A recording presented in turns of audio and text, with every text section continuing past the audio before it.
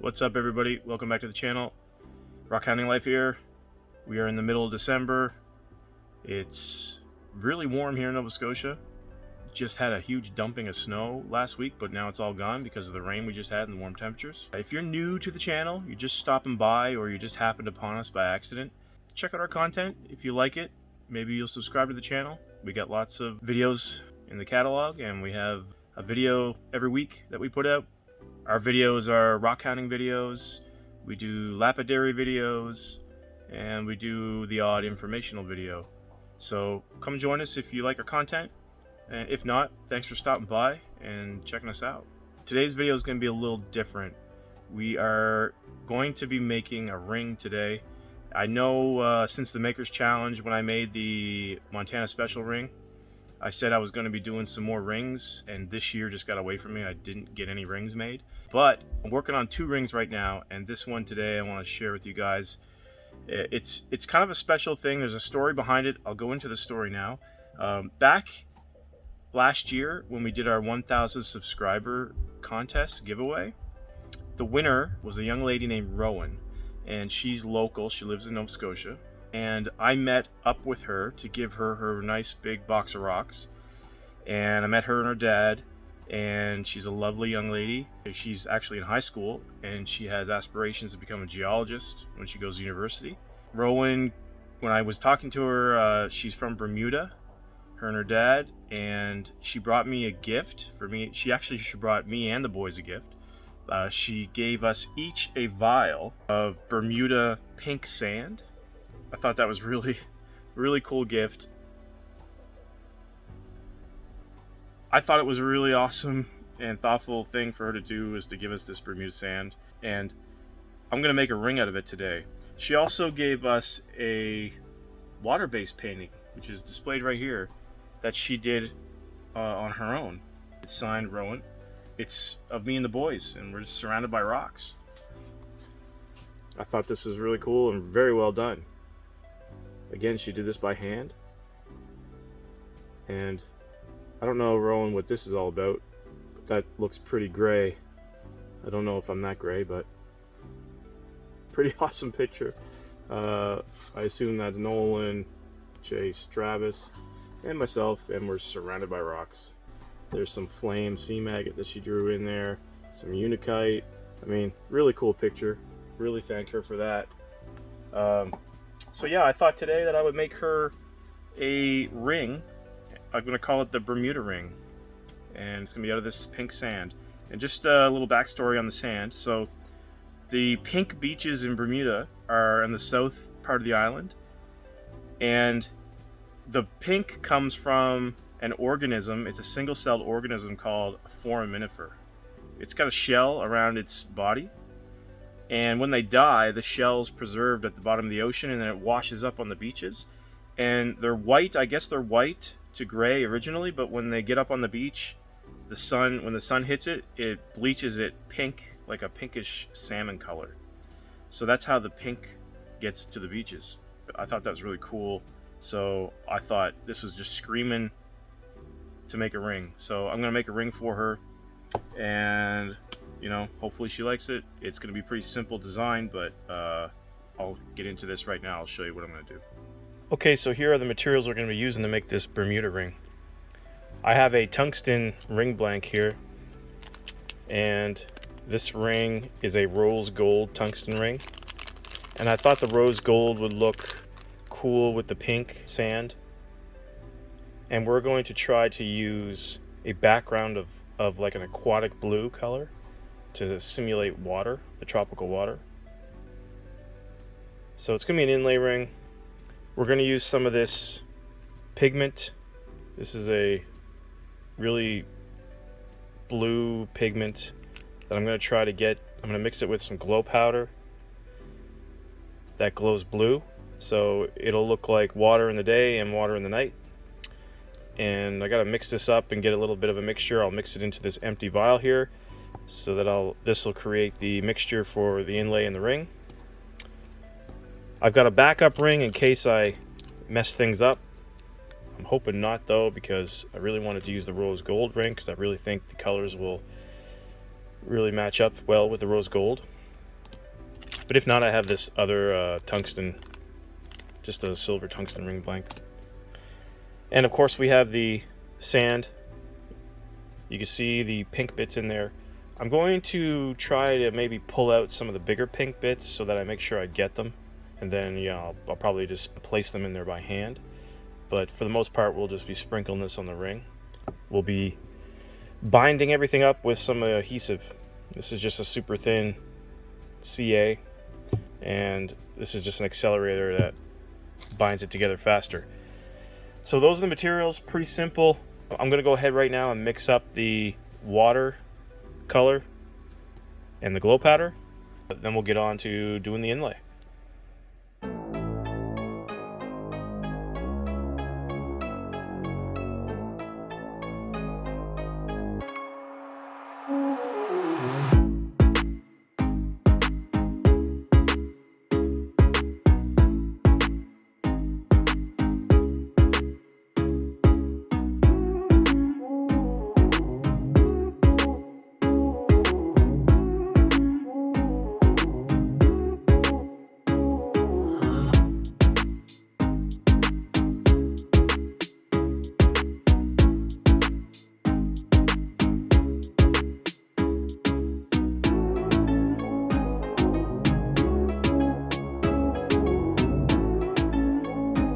Sorry for the voiceover, guys, but this lathe is going to be really loud, so I'm just going to do a voiceover from here. Right here, I'm just separating some of the bigger pink shells so that I can inlay them into the ring later. And as you can see here, I got a nice little collection of bigger chunks. And now we've moved on to the lathe. The ring blank is now on the lathe, and I'm applying the super thin CA adhesive to the inlay channel so that when I start sprinkling the sand on, it will stick.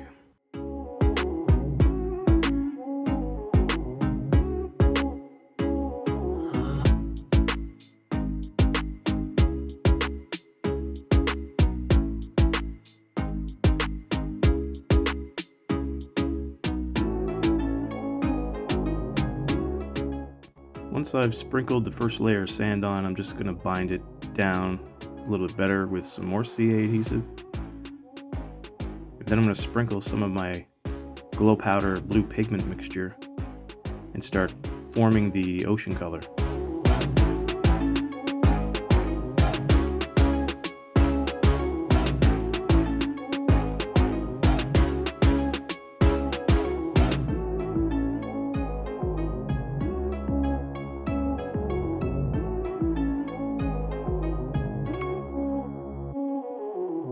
Once I've put down the first layer of pigment and sand, I just bind it all together here with some CA adhesive. And then I'm going to start into putting the second layer down, starting with the sand.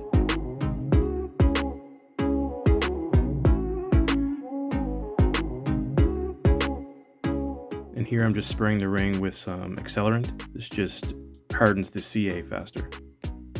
Now that I have the first layers of the pigment and sand filled up all the way into the inlay channel, I'm going to strategically place the larger pink pieces that I put aside around the ring so that they show up better in the final product. And every time I place a piece, I'm securing it with some CA.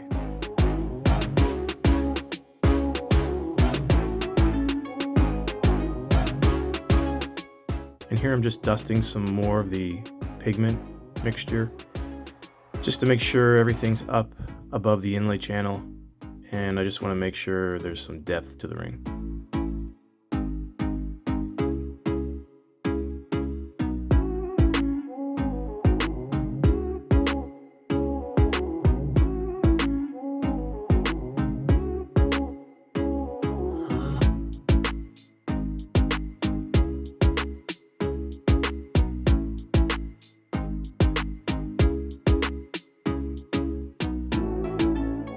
And one final coat of the super thin adhesive. This gets into all the tiny spaces and fills everything up above the inlay channel. Now it's time to start grinding away at the excess material above the inlay channel to bring it all flush to the inlay. Just adding a little water here to keep it lubricated. And this is my 180 grit diamond pad that I'm just using to get all the high spots down.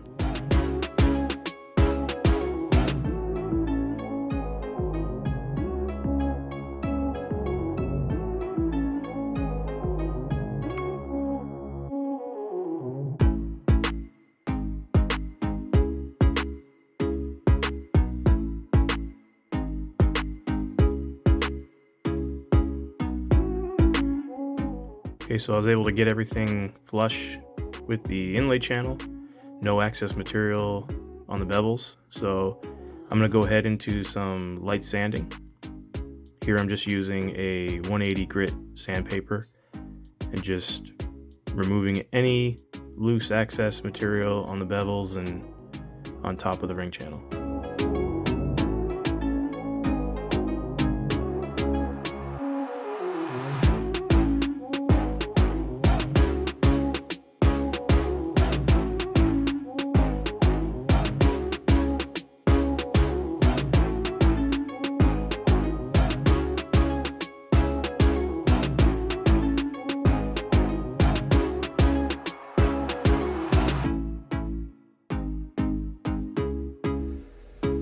Okay, I thought I'd stop the voiceover there and show you the progress so far. So everything is grinded down, flush to the ring, and I've gone to the 180 grit sandpaper,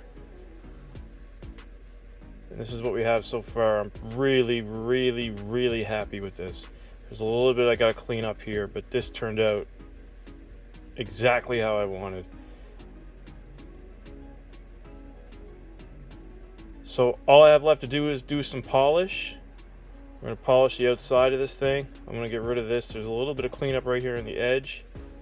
And then I'm going to polish it. I have some polish here, some ring polish, 3-step polish. I'm going to go ahead and use that. And I'll show you guys how I do that right now. And then we'll take a look at the final product. But I'm really happy with this so far. I got some of the pink shells there. It looks like it's just floating in blue water. That color pigment is really good for simulating like aqua blue tropical water. The pigment was called Bright Sapphire, and it had this little bit of a sparkle sheen to it. And mixed in with the glow powder, got it to have this perfect kind of like sky blue, just like it would be reflecting off the sky, would be reflecting off the water. So really happy with this. I'm going to polish it now, and then we'll take a look at the final product here in a minute.